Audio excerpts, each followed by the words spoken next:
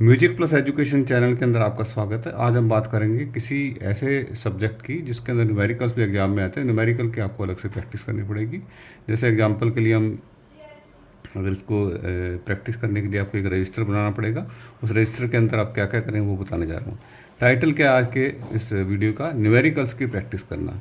क्या क्या मटेरियल आपको चाहिए? कोई भी बुक जो टीचर के द्वारा रिकमेंडेड हो, वो बुक जो सिलेबस में रिकमेंडेड हो और आपको इसमें अच्छी तरह समझ में आता हो। क्लास नोट्स ले लीजिए। Old question paper with solution हो तो बहुत अच्छी बात है, नई सॉल्यूशन हो तो भी कोई दिक्कत नहीं है। मेथड क्या? सबसे पहले आप वो बुक जिससे आपको समझने में आसानी रहती है उसको मेन बुक बनाएं। उसी में से न्यूमेरिकल वाला चैप्टर चूज कर लें और जितने भी इसमें न्यूमेरिकल से एक एक करके आपको वो तैयार करने हैं, तो उसके अंदर आपको सारे न्यूमेरिकल्स उसी में लिखने हैं।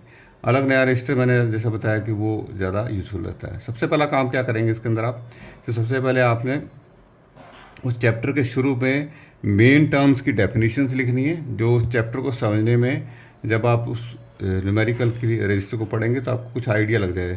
तो मेन टर्म्स की डेफिनेशन लिख लेंगे और सभी फार्मूले लिख लेंगे। उनमें यूनिट से याद रखें, उनकी यूनिट जरूर लिखनी है और हर टर्म का मीनिंग लिखना है।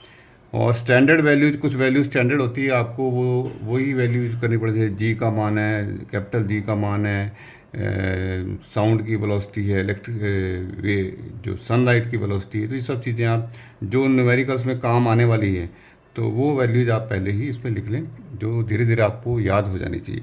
नेक्स्ट क्या है, बुक का पहला सॉल्व एग्जाम्पल आप समझ लें पहले, उसको अपने आप बिना देखे डिटेल आप उसको सॉल्यूशन करें। बुक में हो सकता है कि कोई चीज़ बहुत शॉर्ट में की हो तो आप सारी कैलकुलेशन दिखाते हैं उसको लिख के, ताकि जब आप पढ़ें उसको, जब रिवाइज करें, आपको समझ में दिक्कत ना आए। तो उसको हर कैलकुलेशन को दिखाते हुए सॉल्व करें। यूनिट्स जो है वो बार बार लिखें। ये ऐसा नहीं कि एक बार आपने यूनिट लिख दी उस बाद में यूनिट, क्योंकि यूनिट जितनी बार लिखेंगे उतना यूनिट आपको अच्छी तरह याद हो जाएंगी और एग्ज़ाम में अटैम्प्ट करने में आपको कोई दिक्कत नहीं आएगी। उसी प्रकार सारे एग्जाम्पल आप सॉल्व करते जाएं एक एक करके इसी मेथड से।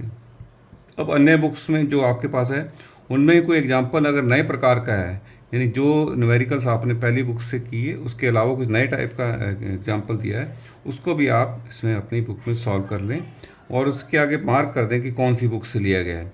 तो आपको बाद में कभी रेफ़र करना पड़े या बाद में कभी चेक करना पड़े या उसको समझने में के लिए या कुछ और काम के लिए खोल के देखना पड़े तो वो दिक्कत, उसमें आपको दिक्कत ना आए।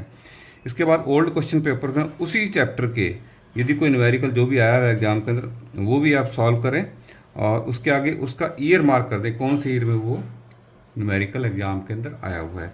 इसी टाइप से क्लास नोट्स की वो न्यूमेरिकल, क्लास नोट के सारे न्यूमेरिकल्स को जो है, क्लास नोट्स में कई बार क्या डिटेल नहीं लिखी होती, तो उसको पूरी तरह डिटेल लिखते हुए अच्छी तरह सॉल्व कर लें और उसके आगे मार्क कर दें क्लास नोट्स। क्लास नोट्स में जो न्यूमेरिकल कराए जाते हैं आमतौर पर एग्जाम को देखकर ही ध्यान में रखते हुए कराए जाते हैं, तो उनके ऊपर विशेष ध्यान रखें। एग्जाम के टाइम में भी उनको स्पेशली अच्छी तरह रिवाइज करके जाएँ।